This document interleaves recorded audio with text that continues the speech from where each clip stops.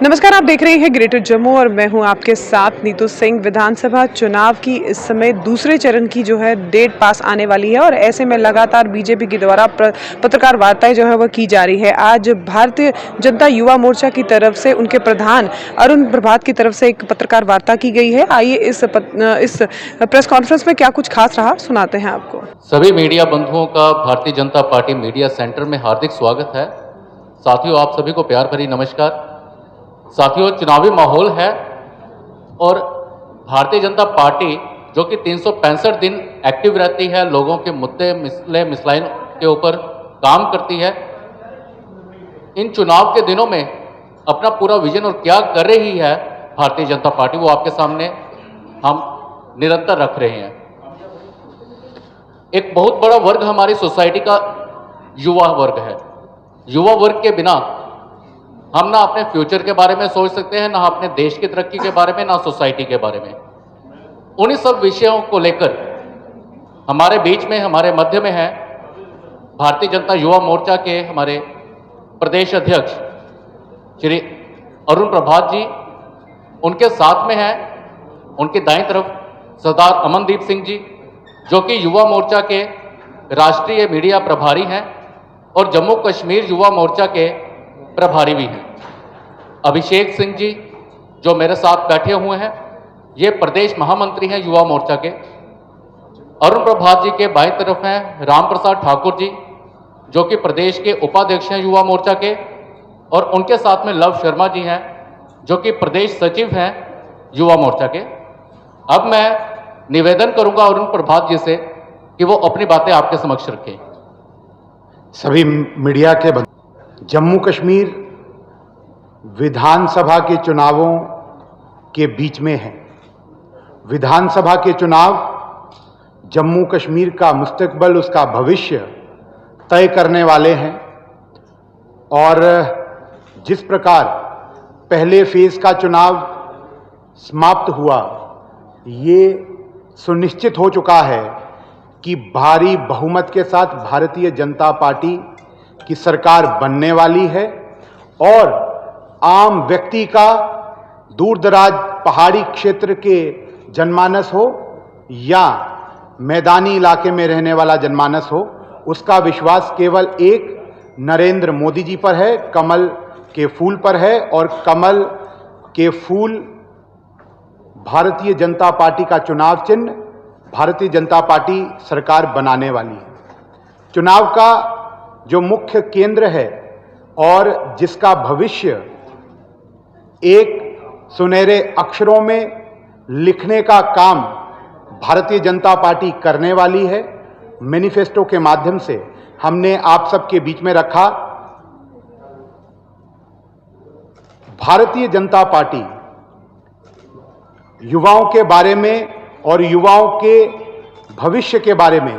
किस प्रकार से योजना बनाई है, क्योंकि हमने जम्मू कश्मीर में देखा कई वर्षों से कि नौजवान नौकरी के लिए, नौजवान अपनी पढ़ाई के लिए, नौजवान को दर बदर हर जगह संघर्ष करना पड़ा है। कई वर्ष बीत गए, अमन चैन शांति नदारद थी और नौजवान को कहीं ना कहीं पत्थरबाजी और ऐसी घटनाओं में सम्मिलित रखने का कुप्रयास 2014 से पहले की यहां की सरकारों ने किया है। बदलाव माननीय मोदी जी के नेतृत्व के कारण आया, बदलाव माननीय मोदी जी के एक विजन और मिशन के कारण आया और जिस तरीके से हमने बदलाव देखा है और बदलाव के लिए सुनिश्चित किया है। यहां पर एम्प्लॉयमेंट अपॉर्चुनिटीज की जब बात की जाती है जम्मू कश्मीर के अंदर, तो सरकारी मुलाजमियत,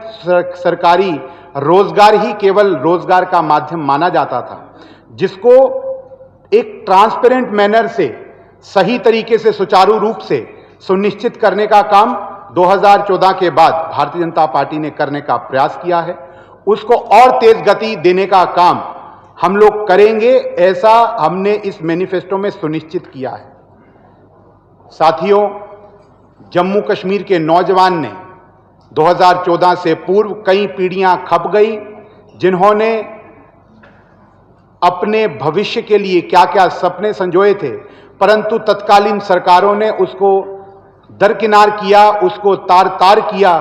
अभी मोदी जी के नेतृत्व के अंदर भारतीय जनता पार्टी उस चीज को सुनिश्चित करने के लिए कटिबद्ध है और हमने उसको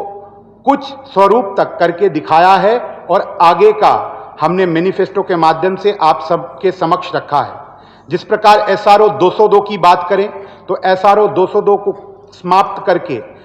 एम्प्लॉयमेंट अपॉर्चुनिटीज और आम व्यक्ति को, आम नौजवान को सुचारू रूप से रोजगार देना एक सबसे प्रमुख डिमांड थी उस समय नौजवानों की। उसको पूर्ण करने का काम भारतीय जनता पार्टी के नेतृत्व ने किया। उसके साथ साथ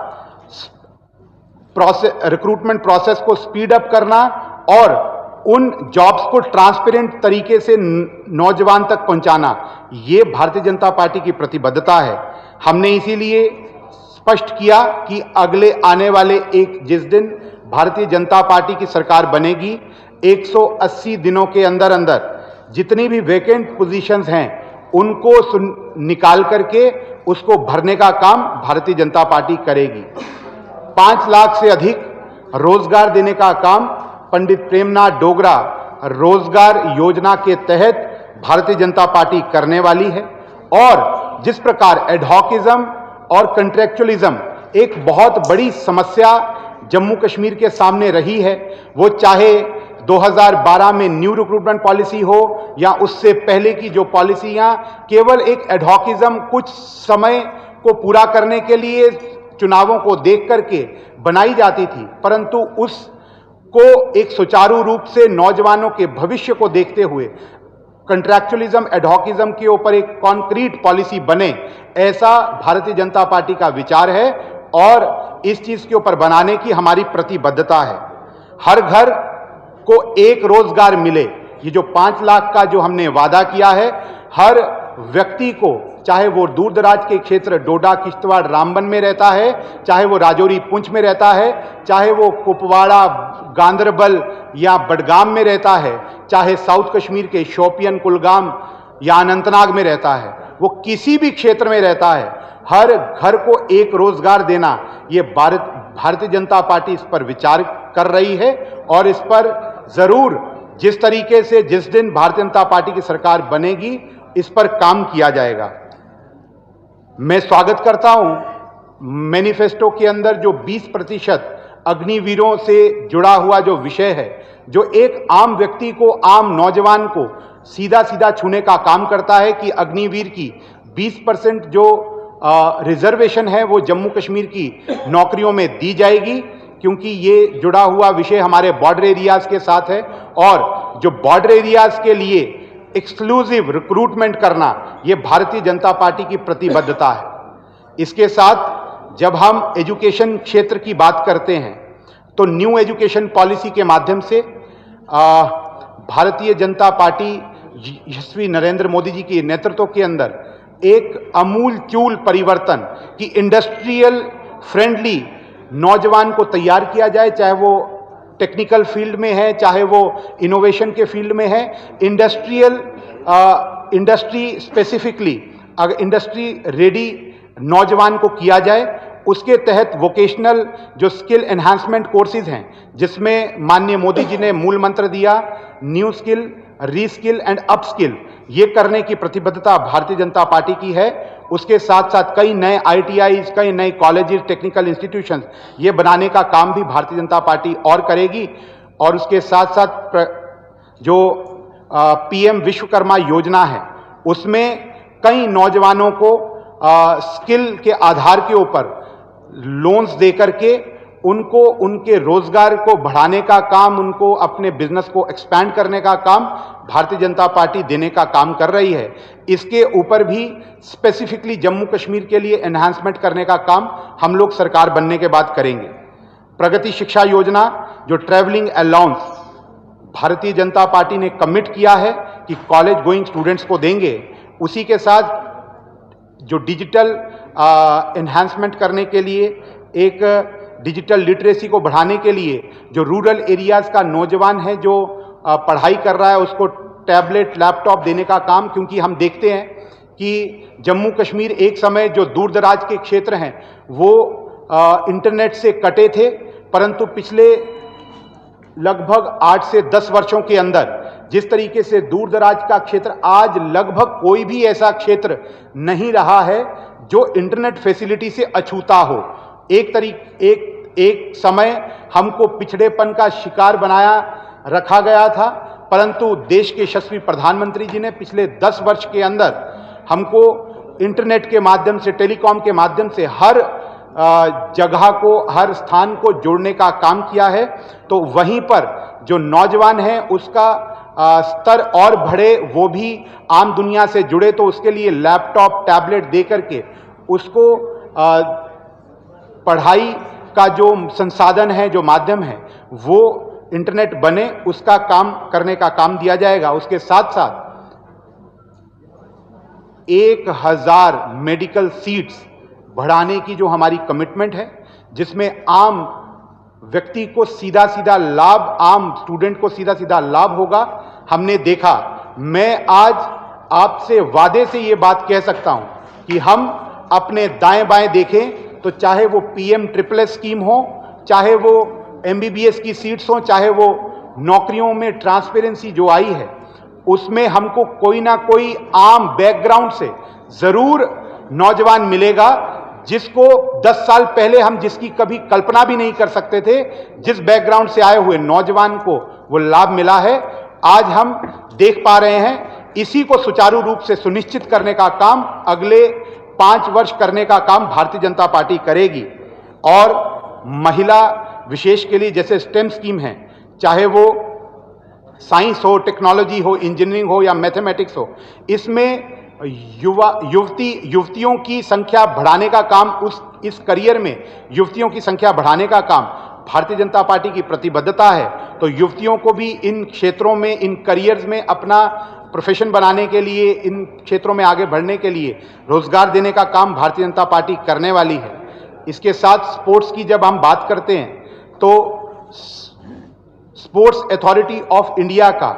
सबसे बड़ा कॉम्प्लेक्स जम्मू सिटी में बनना सुनिश्चित और प्रतिबद्धता है भारतीय जनता पार्टी की। Establishment of world class cricket stadium, cricket academy, वो भारतीय जनता पार्टी करेगी।